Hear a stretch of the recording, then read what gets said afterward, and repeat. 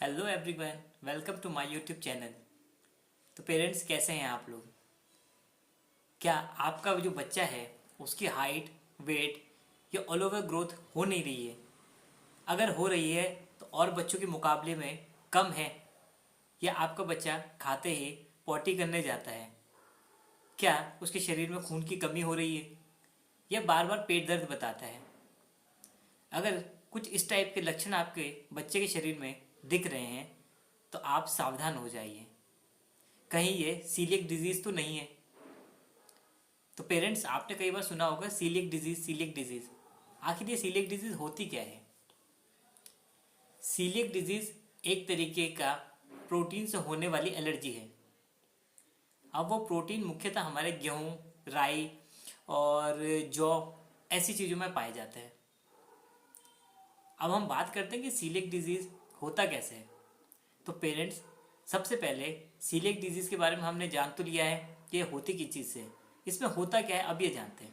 कई बार क्या होता है कि जैसे हम अपने बच्चे को वीट देते हैं, गेहूं की रोटी देते हैं, जैसे वो खाना स्टार्ट करता है तो कुछ समय बाद वो उसके अंदर एक ग्लूटीन प्रोटीन होता है जो हमारी स्मॉल इंटेस्टाइन, छोटी आंतें होती है, उसमें जो भी हम खाना खाते हैं उसके जो न्यूट्रिएंट्स होते हैं उसको दबा देता है, जिससे बच्चे की ग्रोथ नहीं हो पाती, उसके शरीर में खून की कमी हो जाती है।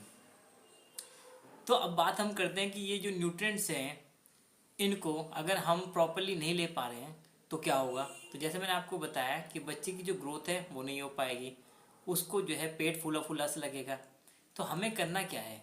सबसे पहले हमने अपने बच्चे को जो प्रोटीन से रिलेटेड जो एलर्जी है, ग्लूटीन से रिलेटेड जो एलर्जी है, उसे ठीक करना है।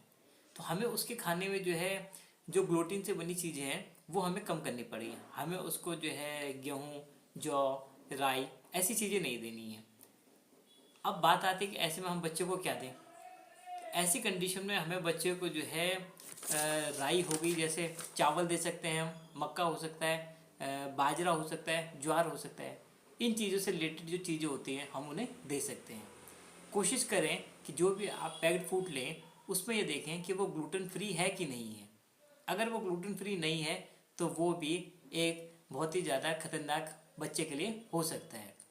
तो पेरेंट्स, आप कोशिश करें कि अगर आपके बच्चे को इस टाइप के कोई सिम्टम्स आ रहे हैं तो आप अपने जो पीडियाट्रिशियंस हैं उनसे एक बार बात करें और इसका जो टेस्ट होता है वो टेस्ट कराएं। Thank you.